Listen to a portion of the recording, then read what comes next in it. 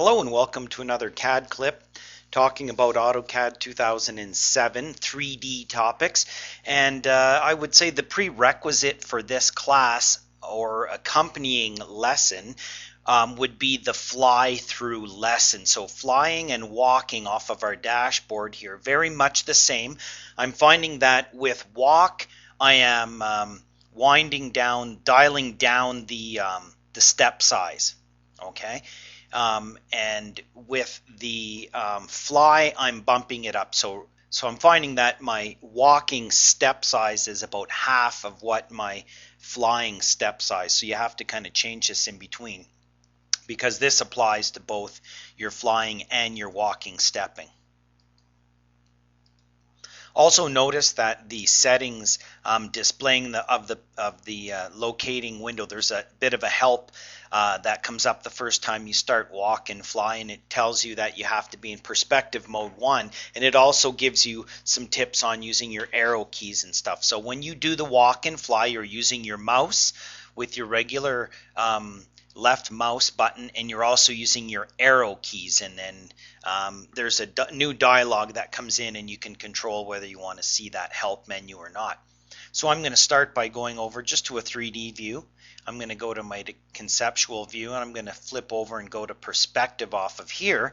And what I'm going to do, the same as with my flying, I'm going to position myself where I want to start the walk from. And once you position that, the difference between walk and fly is, with fly you can swoop down and swoop back up, so you can change your vertical elevation as you travel. With walk, you are tied to that Z elevation. So in order to do walk properly, I'm going to zoom down and get myself at about eye level or something pretty close like that, and get myself in position here. And now I'm going to go in and I'm going to check my settings, okay? And then I'm going to start my my walk. And then, of course, we're going to get our dialog box that comes in here. We can grab this and move this around if we want. And the thing is, we're going to watch this. The only thing I'm finding tricky with walking and flying is to do a 180. If you want to turn completely around, it's hard to do it while you're moving. You almost have to stop and turn and then start moving again. So maybe I'm missing something, or I can find a workaround. But so inside of here now, what I'm going to do is use my arrow keys. Okay, and as I hold my arrow keys and I move my mouse by clicking my index finger, I can kind of walk in a little bit. So I can just walking in, doing my walking along, and I'm going to just kind of skim through here. Okay, I'm going to pause for a second. I'm going to close this off temporarily, okay, and push this off to the side maybe. Resuming, I'm going to hold in my arrow key, and then I'm going to do this, okay. And then I can slow it down. You can see what's happening with the transparency. So I might want to move over here a little bit, move forward, okay. Once I get far enough, I might say, okay, I want to start, working my way around the corner. So I'm holding my mouse button in. All I need now is a shotgun or a missile launcher here. And then so I can move forward again. Now this is where I want to do a sharp turn to the left. And the best way to do that is to stop moving and just use your regular mouse button and click and drag and let go, just like as if you're panning, okay? And you can also zoom in and zoom out with your wheel button. So I'm going to kind of pan around, okay? Because to do this corner while you're moving is too kind of tricky, okay?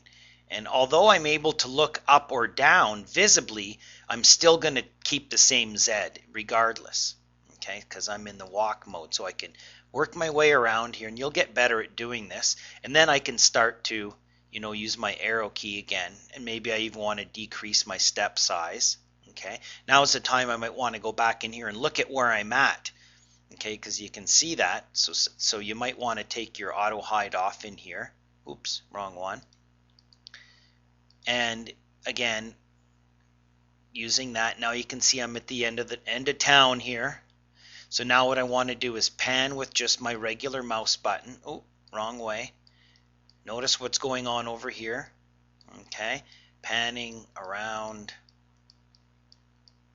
till I start to see down Main Street again, and I can mouse. I'm just using my regular mouse button here. Okay, just an index finger kind of left mouse click.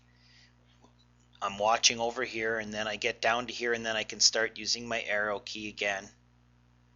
Okay, and maybe I'm going to move over here, and now I'm using both my mouse button and my arrow key, and I'm working my way down through there. So and then again, you can stop and you can wheel and you can pan as you go, and you can wheel out.